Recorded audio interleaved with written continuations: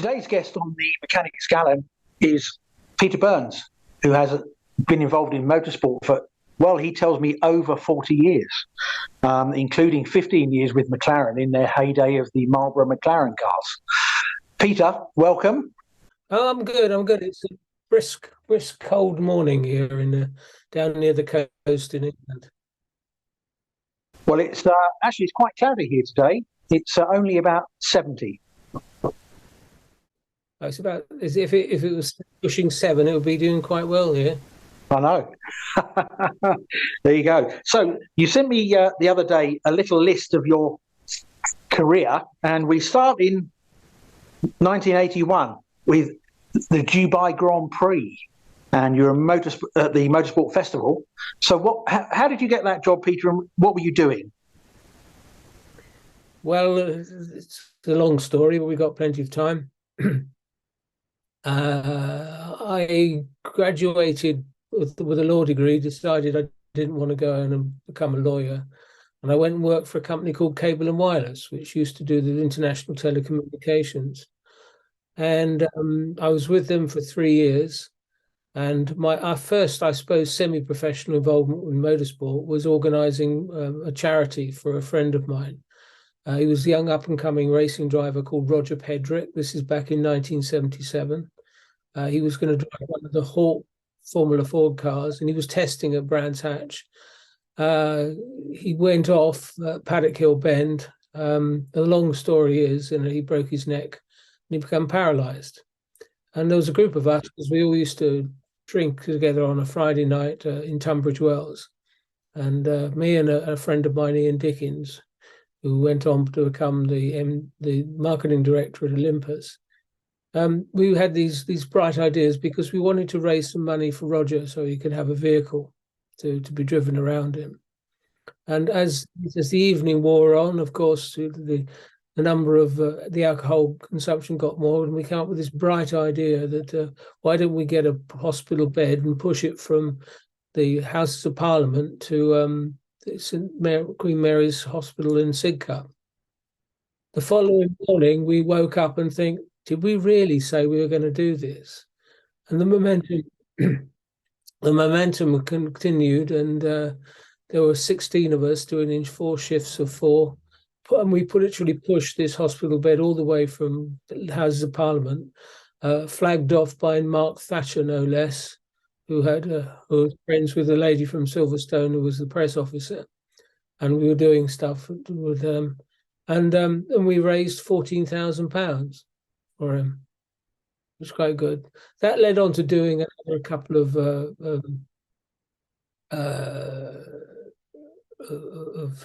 fundraising activities for Roger. And by that stage, I was in Cable and Wireless, and I'd lived overseas for a short period in Oman. They were doing it was for the PDO, which was the Shell, the local Shell company, effectively, and putting in a new microwave system for the north and south. I quite like the idea of going out there and living abroad, and I got the buzz for living overseas. And a little bit later, I was on a business trip to Abu Dhabi, and they have these magazines that they shove under the door to give you what's going on. And there was a picture there of a Don Revie, who you might remember was the Leeds English manager, who was working on various projects out in Dubai with the Sheikh. And they'd come up with the idea that they were going to do what they called the Dubai Grand Prix. I don't know if you might remember, there was the Birmingham on the Streets. They used to have the festival that it started off as a festival and then became a race. Well, the guy that was originally behind it was a chap called Martin Hone, who... That's right, yeah. Yes. Well, Martin had talked his way in. He was a very convincing talker, very eloquent, and he got the contract to organise a race in the Dubai Grand Prix. Now, I call it a Dubai Grand Prix. It wasn't a proper Grand Prix. It was a festival race. But we had the purest kind. We had 2 Formula One cars, a Theodore with Patrick Tambay and the McLaren with John Watson. There was a round of the Touring Car Championships, which I think Tom Walkinshaw won.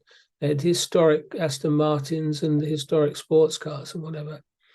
And I, excuse me, I got involved by pestering Martin Hone to say, oh, I'd like to give up my 3-year-old job to work on a 3-month-old project.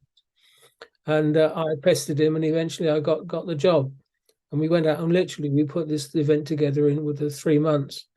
And it was in those days, because the bits of Dubai, a lot of it was reclaimed land. And the Hyatt Regency Hotel was put on it. And there was some roads and some areas for a track. They literally built the track that linked together the various roads on this reclaimed land. So years later, I went and worked in Dubai for the circuit. Years later, and we went to try and find the circuit, and it sort of got lost because of the number of buildings. But in those days, it was all reclaimed. It was a pretty amazing event. All sorts of things. We had James Hunt was there, Jody Scheckter, Patrick Tambay, wide variety. Fangio was there. In fact, Fangio had a heart attack and had to take him back to hospital. There was also one of the Porsche. There was a German Can-Am style series, and there was one that the German owner decided he didn't want the car to be transported by road from the airport to the circuit, so they hooked it up with a helicopter. So they had the helicopter holding up this Porsche as it went along, which then they discovered that the roll bar strength was maybe not quite what they thought they would, and it fell a little bit as it was. But it was a baptism of fire, and I think that's when I learned pressure. I never had pressure as strong as that. But it was a fantastic event, and I mean, I was a youngster in those days, and it was good. Coming out of that, I wanted to go, and I didn't want to go back to my job in London. I decided to go, and I took basically a year off. I went and lived in Australia. I had all grand ideas living in Australia and working for an advertising agency. And after a while, the money started to run out. So I ended up working in a Cadbury's chocolate factory, making all sorts of chocolates. There you learn that certain of the products is really what they have the bits left over goes into the fudge and stuff like that. But they had the policy that you could eat anything on the production line, providing you didn't take it home with you, which sounds exotic.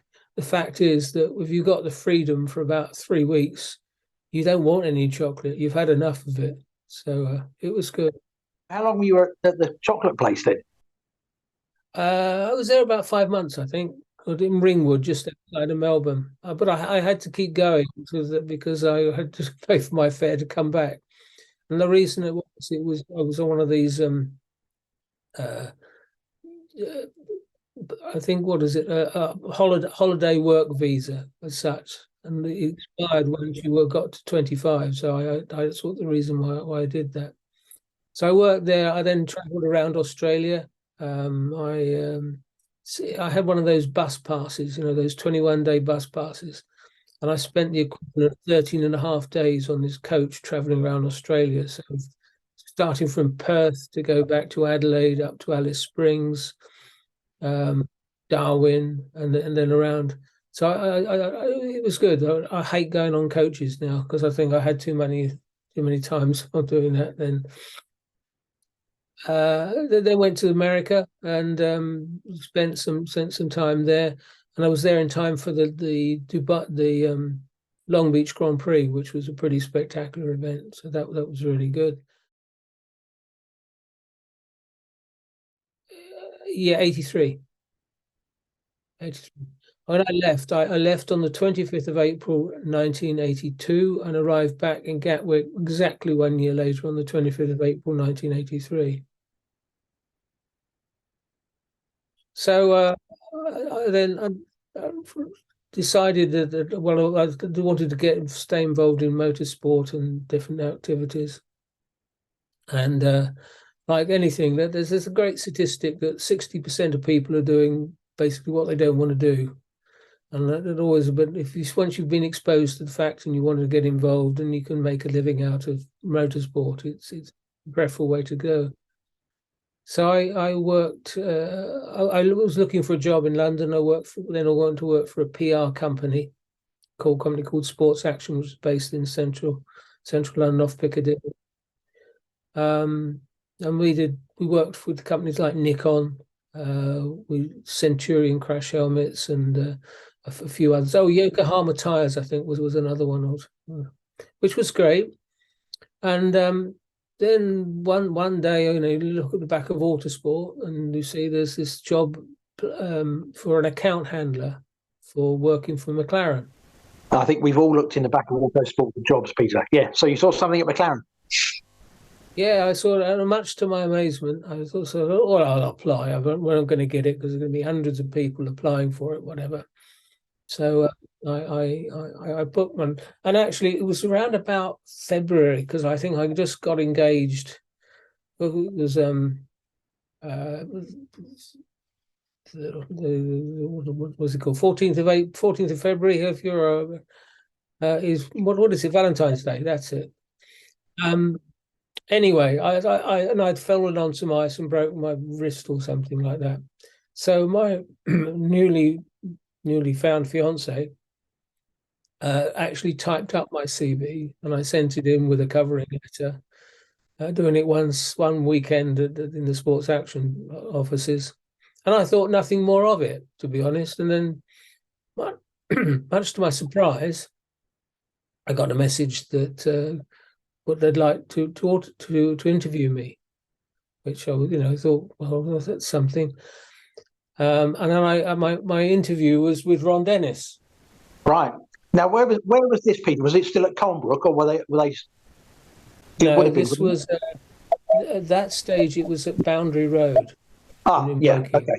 Yeah. There's smallish facilities. I mean, I think there were about 80 to 90 people that actually work for McLaren these days. Right.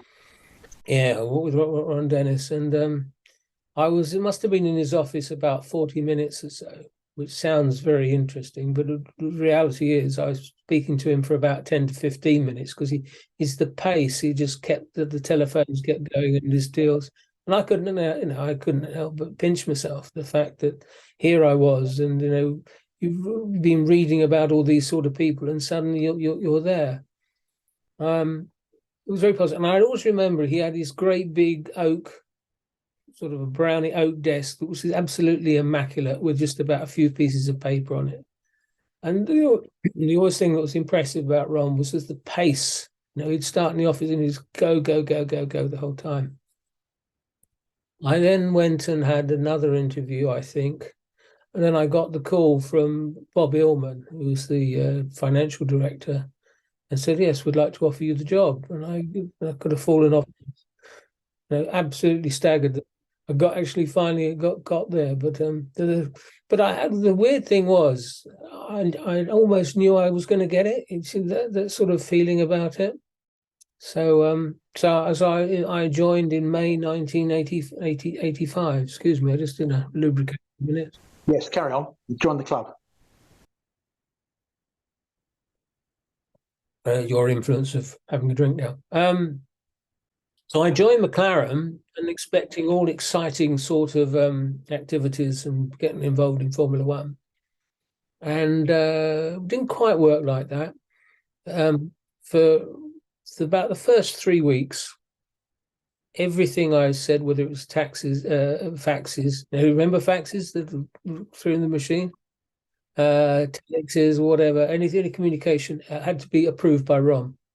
It was that control that it filled. The other interesting thing was, as soon as I'd got past that stage, the amount of responsibility suddenly had the floodgates open, and they were doing things. But my very first job was putting together a sponsorship proposal for a horse eventing. Now that was Sid Watkins' daughter, oldest daughter, Jessica.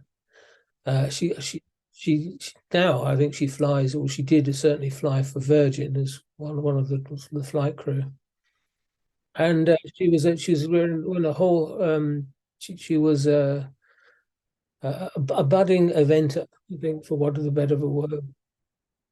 And we put together this proposal. The idea was there was a script, there was the equipment, how she had to put it together, and what she had to go and do and talk to the right sort of people. And we decided to do some films, some photographs to give it a color, whatever. And she was riding on a horse, and then she fell off. She hit her head. And she seemed fine. And then we got going, and she'd be talking, and then suddenly you'd be talking, recounting the same conversation about 50 minutes later, and this kept reoccurring. So, oh Christ, this is problems. Well, it just so happened that her father, Sid, happened to be one of the Britain's, if not the world's, one of the top neurosurgeons. So we bundled her off and took her to the hospital that was up down in the East End in I think it was Whitechapel area. I remember the first thing with Sid, we just brought her in, and he was walking down, and he had his gown on and his hat on, his Wellington boots, which were all part of what they used to wear, and he had a big cigar in his mouth. And the first thing is, "Hello, darling. Had a bit of a shunt," but she luckily she recovered completely after that. But that was my last induction. Another one was we were in Boundary Road, and we were going to be moving to a new facility, Albert Drive, which was about a mile or so further down the road, but much bigger. So it was from about 20,000 square foot to 67,000 square foot, I think. And my next job was to scout and find furniture. I mean, the whole of the interior, so the paneling and all that sort of thing. So I did a tour of various places in London, whittled it down to three manufacturers, and then I introduced them to Ron. And I remember Ron's rather typical way of operating. He said, "Right, got the guys down, and they were rubbing their hands with glee to see. Think, yes, we've got to deal with a Formula One team." I said, "Yeah, what I'm going to do is." I'll buy it from the UK manufacturer, but I want the German company, because it was a German company called Voco, which was based in Germany, to sponsor the team. You know, the jaw dropped with the guy. But he realized he was going to get the sale, but they were going to subsidize. And what we put together was basically a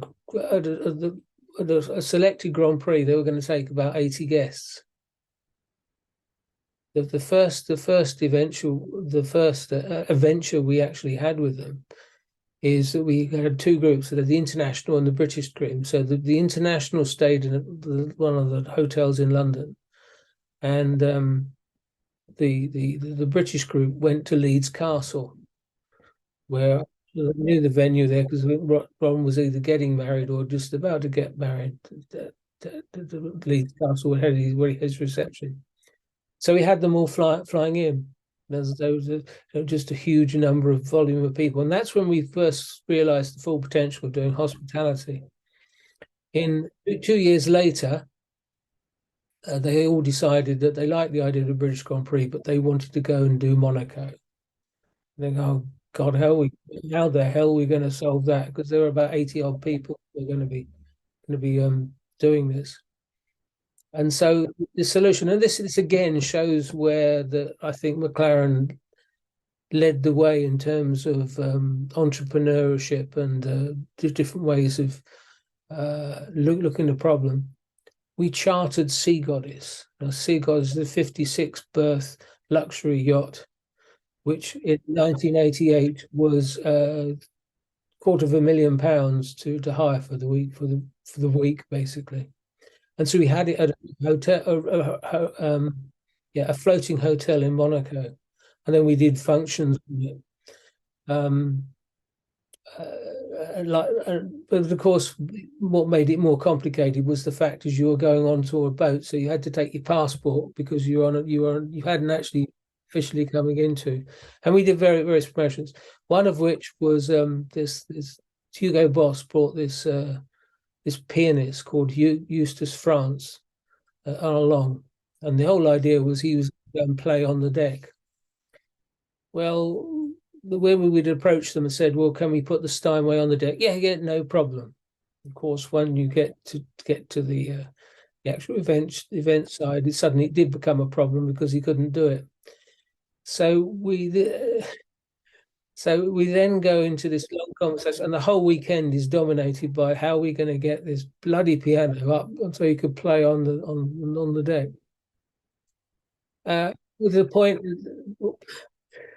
this again, this is a wrong way of saying it. Well, I bet you I could find a way.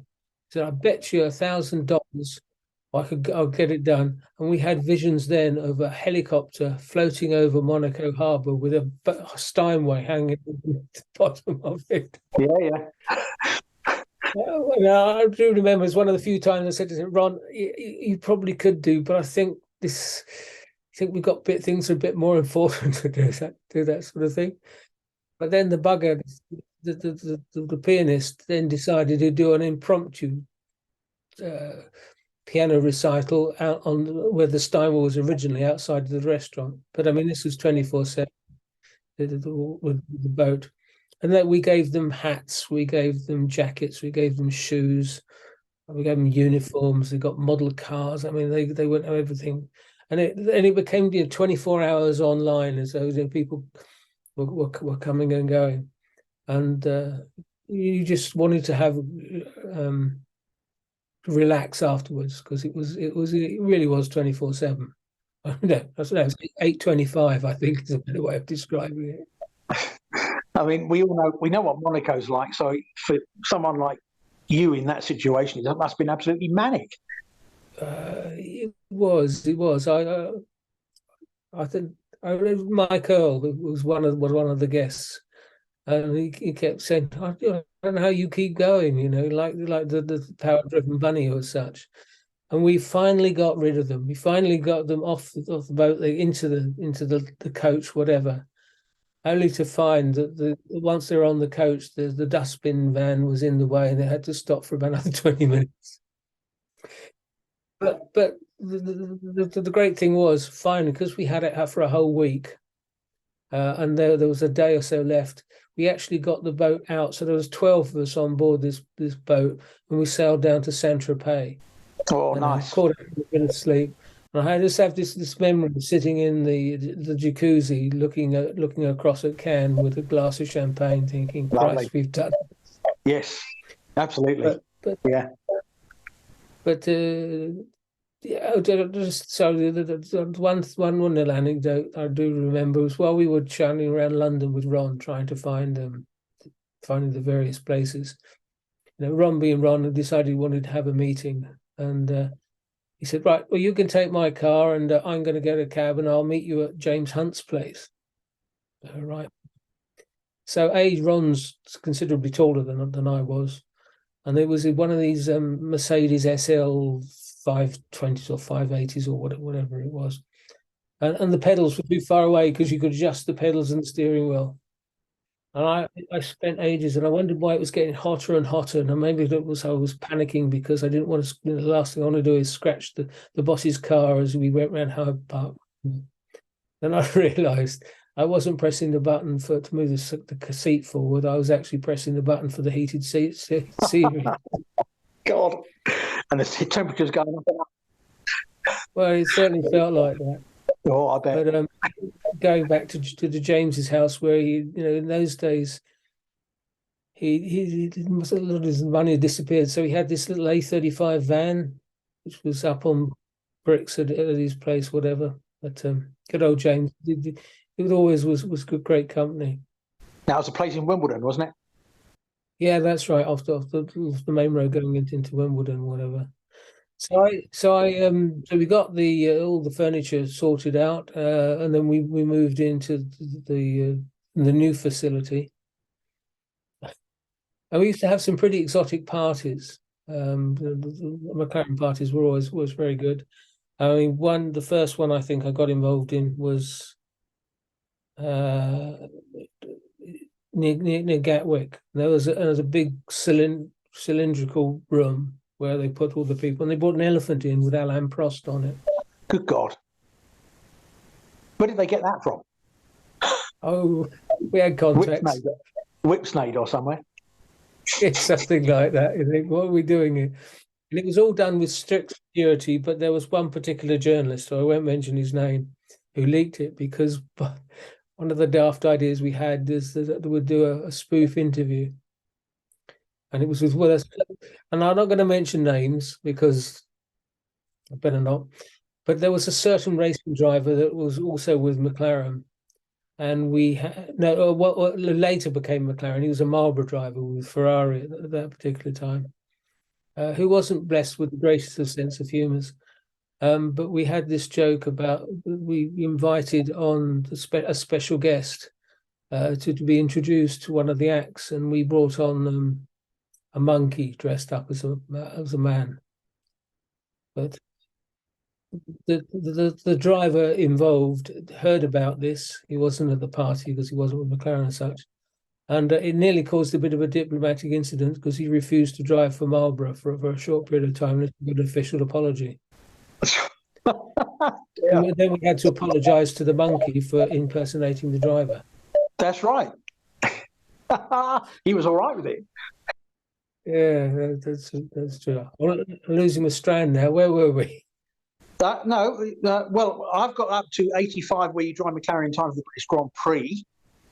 That's right. Now that was one of those pinch me moments when my first Grand Prix, I was in my press jeans, red trousers and white uniform, and all of this. And it was raining hard, and with the rain coming down, the helicopter couldn't take off. So with that, couldn't take off. Then Rectus was qualified. So I think it was on the Friday. And there I was, the new young call. And then there was Alain Prost, who was drinking his very strong coffee. There was Niki Lauda, who was on he had his strawberries and yogurt. There was James Hunt, and there was Jackie Stewart, and they're all talking. And there's little old me in there, and I know the jaw-dropping times to actually become involved with them. But then the amazing thing is that you get to know these guys a bit better, and you have to start working with them, and it's different.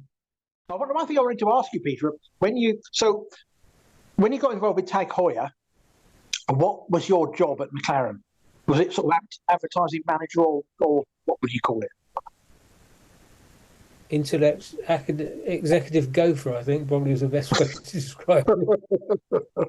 Because I was wondering, would it have been your job, part of your job, to think of the sponsors you could get, or would they be suggested to you and then you sort of went after them?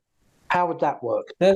There's a difference. You've got acquisition, business development, which is Akram Salmi. Did you know meet Akram? Yes, no, I didn't, but I know the name, obviously. And then there was customer services. So I did the special projects, but when Richard West was the marketing manager before, and then he went to Williams. And but we started to do more different things like the hospitality and various others. So let's go back to Tag Heuer then. Well, the involvement with Tag Heuer came first. They first appeared on the car back in 1986, I think it was, unveiled at the Basel Wash Fair. But the reason for that is that Tag, Technique de Avant-Garde, which actually owns 60% of McLaren, I think, if I got the figures right, and Mansour Ogier, they just bought Heuer. Then they wanted what to do. Basically, they had a huge supply of different watch models, whatever. It was everything they liked. They put in, and there was a whole episode of streamlining the product range. Now they brought in a company called Booz Allen, who are a management consultant, to work on it. And to come up with some recommendations. And there's a guy called Christian Viros, who was the guy that led it. And then one guy that concentrated on America, the North American market, and then another one that did Far East and whatever. And they come out with this plan. And we went to a number of different meetings, and I basically asked what I actually did. I was basically I'd handle all the paperwork. I was the liaison from Tag Heuer and McLaren as such through Ron, through Mansur.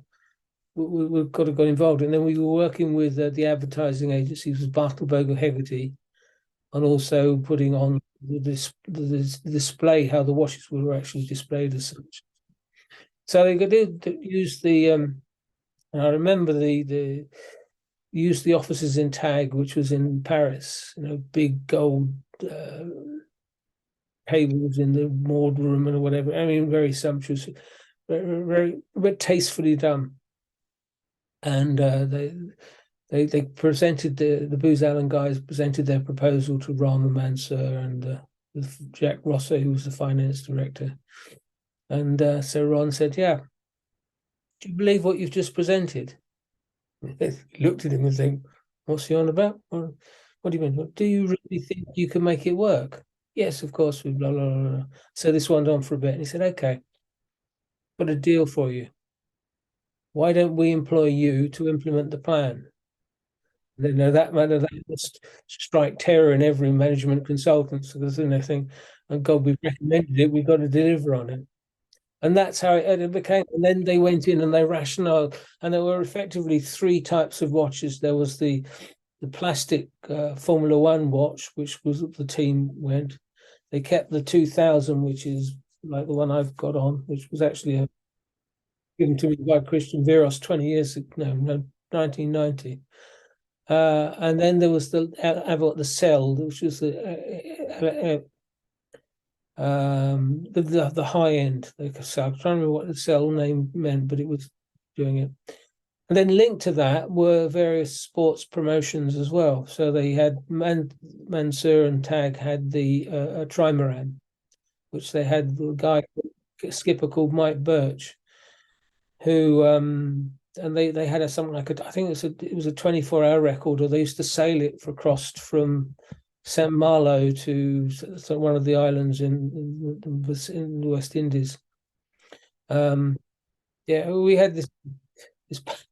I remember I had to drive down to San Malo with lots of bits and pieces and to give them to the skipper, Mike Birch. And then they set off sail, and they were sailing along, and Tag brought their helicopter. And these weren't just normal pilots; these were a sort of ex-military, and all sorts of things. And I remember being in this helicopter with Jacques Rosso, who was the finance director, and he positioned the Tag boat was sailing along, so they positioned the helicopter at an angle to sort of give more wind going into the sails of the draft. Brilliant.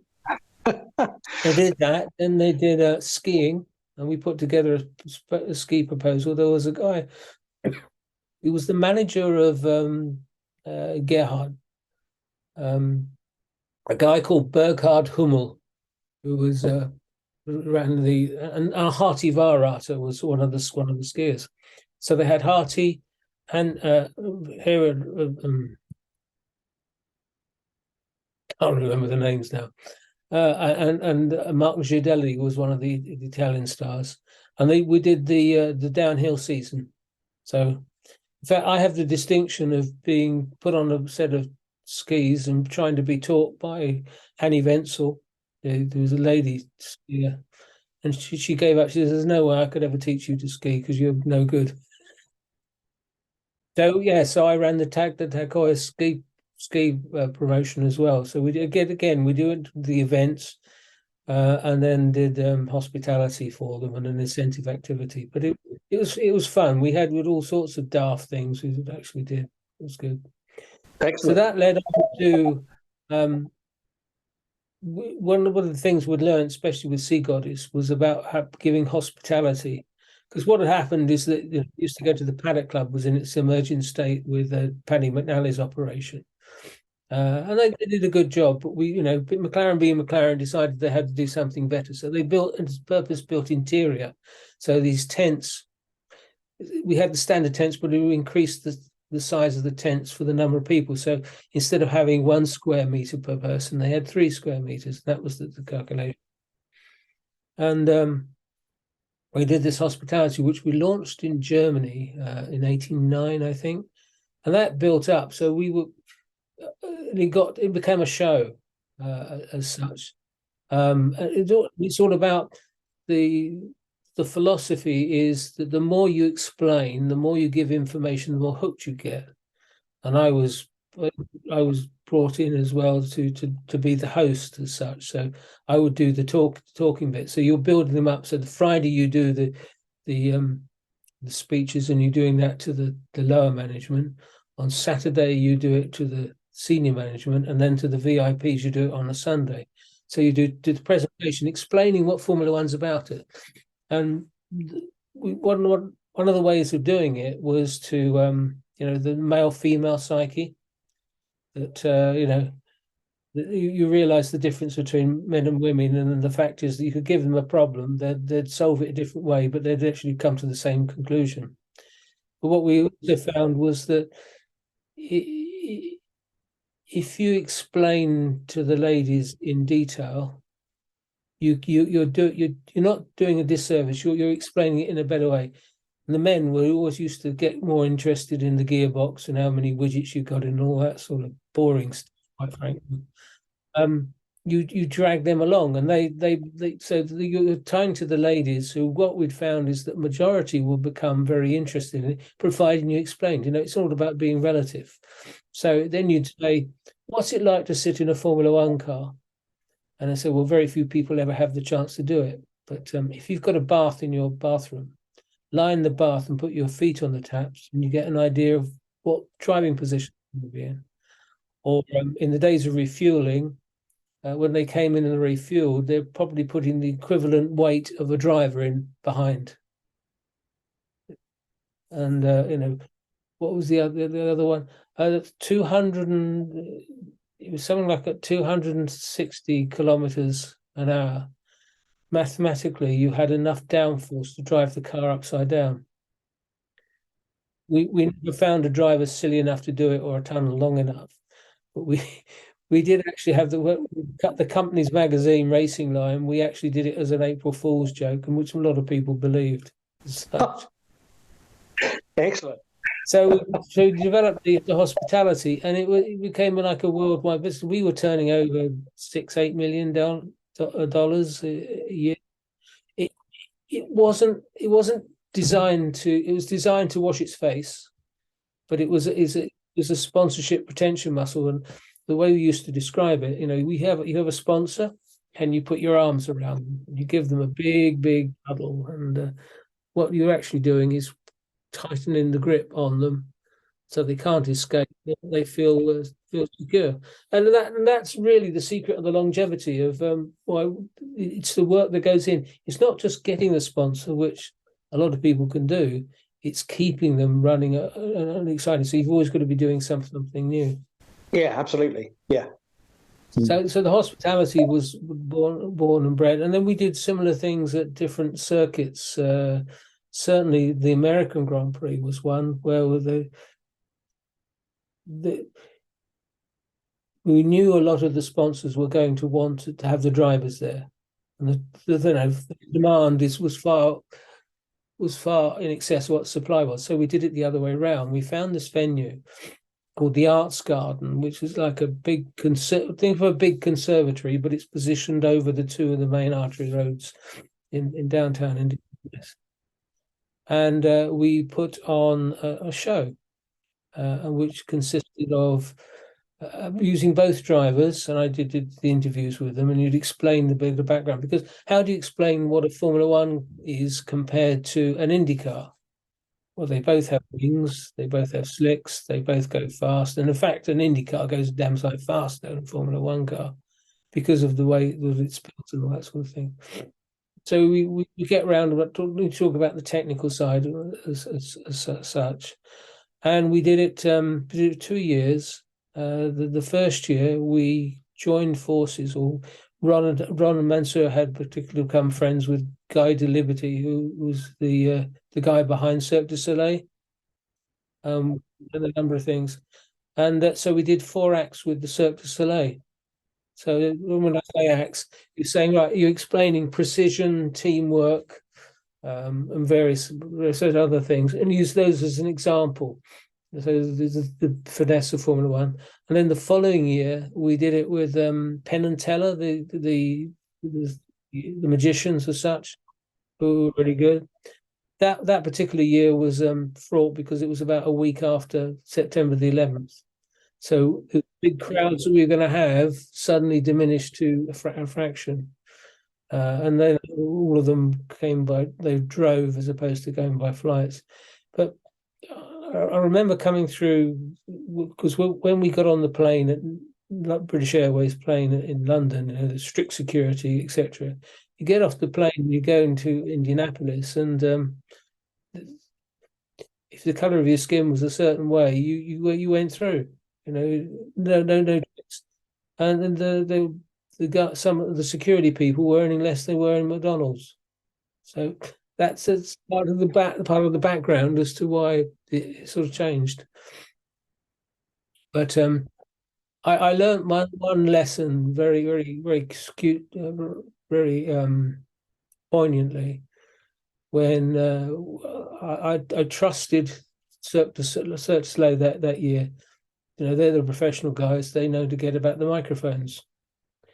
Well, it didn't work that way. So the sound was not very good for when Ron was up on the stage, and you guess who got the blame for that? Yeah, you do, of course. So the following year, I learned my lesson, and I will personally go through and sound check. And as you know, if the sound check changes depending on how many people are in the room. So of course, if you've got more people, the sound becomes different. We got it right. And I remember there were the big wigs of Mercedes were there or whatever, and they were, "Oh, Peter, you've done a great job, thank you." And it came to Ron, and this is the biggest words of encouragement I think I ever had. He was like, "You know what? We've had 2 days and no F-ups. Well done." that was my praise to come from our research. It wasn't well done, Peter. It's a good job, and it's all gone off okay. It's just exactly. So that was it. But then on top of that, then I started 89. I think this is if you hear, we can stop because I think the rubbish bin is outside making noise. 89, I started going to the Grand Prix on a more regular basis, and then for the next 17, I did. I was with McLaren for 17 years, and I think that was 15 years of that, 13 years that I was traveling. And we used to do it. I don't know if you know remember Crichton Brown, who was one of the main directors. I learned from Crichton, who was a real gentleman. Just thinking how Formula One has changed. We used to have a little bit of spare time, not a lot, but at least you go to exotic countries and you see the airport and you see the hotel and you see the track, and that's it. And say I've been to South Africa and I've seen the roads going to and from the track and to and from the airport. Where was I? Oh yes, the 89. Gordon Murray was on board at that stage, and there was Gordon, Crichton, and myself, and we took a hire car or a chauffeur-driven car in Mexico, and to go to the pyramids. And they have the pyramids, and then you walk progressively. You walk to the very top of it, and I think this is a pretty amazing experience. And then you get there. There's the guys selling merchandise and tap right at the very top. But it is just some of the different things that we used to be able to do. One of the things the league was, because there was myself. I again we didn't have a press officer. We used the press officer for Honda to do a lot of the work. I was the one that how you deal with the drivers. Richard West before had the matey way of doing it, and he could do it with Alain Prost, because come on, my old mate, you're not going to be when you finish your golf, you're going to come and do this. I was the one that I was with Ayrton, so I was introduced to Ayrton. And well, the first thing that I really noticed about Ayrton was his handshake. Now you have Gerhard who will take your hand and he'd crush it. Ayrton's was actually quite a limp handshake, very, very, very soft. And I think there was a two contrast to the man. There was the ultra aggressive guy who was on the track who'd be absolutely and utterly ruthless. But coupled to that, off the track, there was actually a very kind, generous man. And the more you got to know him, the more he did. Not to say he didn't let me down a number of times about different promotions and things he shouldn't do. But you used to sit down and say, okay, Ayrton, this is the schedule. This is what you've got to do, whatever. And you had to make sure that it was right, it's correct, it was going to work. And it was to the, nothing was going to go and get in its way, because, if you did, you'd be in trouble. You'd still get the words, Peter, I know I should do it, but I'm not. You can tell Ron, I'm not going to do this. And it happened a few times. Hungary I can't remember the year, Hungary in 92, I think, and it was, Ayrton was looking for Prost seat at Williams. It was an hour and a half late getting to the Marlborough function, and you can imagine, who's in the firing line? Me. Where is he? Where is he? And when he's coming, don't panic. Have another glass of champagne. He was an hour and a half late, and we had to bundle him out of the hotel to get to the venue or whatever, and he was flustered. And of course, he didn't go down well with the high price help in Marlborough. But actually, when you look back, the reason he was in Frank Williams's room negotiating the contract. Yeah, load of those things. And then he had in '93, it was $1 million a race. So he didn't get on the plane and had the money in place, which is progressive. But again, it shows what a ruthless. Formula One. These guys aren't pussycats. They are, all of them are totally utterly ruthless. But the softer side, in '89, we were at the Phoenix Grand Prix. Now we got used to large number of people going to race. Well, I think there was about 30,000. That was about it. I mean, the joke used to be going to Jerez, and every time you went in, you said good morning to the spectator, because there was no one else there. But the softer side of him, we were going to a function, or two Marlborough functions at either end. We stayed in this lovely hotel called the Venetian Resort, which was in Scottsdale, which is like the Beverly Hills of Phoenix as such. And because they had 2 kilometers or so of land on the Scottsdale, the rest was somewhere else. They could have themselves without primary address. And I was walking. I took him to one function, and I was walking back through the corridors with him. And you got to know him reasonably well. And he came. There was a fan.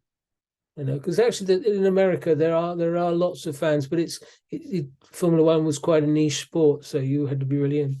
He got this lady, and she just stood there with her eyes wide open, sort of jaw dropped, waiting, couldn't probably to actually meet him or whatever. And she was gaga, absolutely gaga. But he was kind. He took his autograph and did that.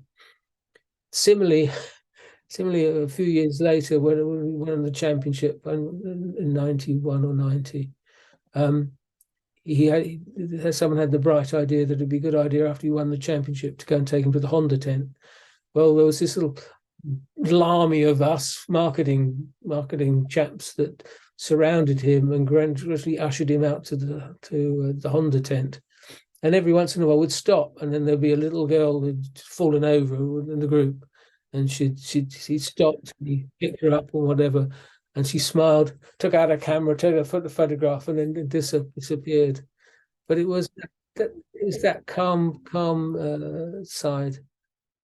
There's quite a few VIPs. Michael Douglas was always very impressive, because He wanted to. He put his jacket and he'd stop and he'd put his jacket and straight and take the photographs. And then apparently he was escorting the Joe Ramirez back to the helipad in Monza, I think it was, and he was waving to the crowd, and Joe said, "Hey, Michael, they're not for you. They're doing it for me." What did he say? Anything? Yeah, okay. He smiled. He smiled. And the other one was Mr. Bean, or Rowan Atkinson, and he was sitting there, sorry, because he's a professional, and every time we meet him, saying, "Hello, my name's Rowan Atkinson," but he's sitting there, and he wanted to scratch his ear, and it was one of these. How you imagine Mr. Bean would do it? Excellent. Yeah, good. God, all these stories are coming back to me now. Where do we get to?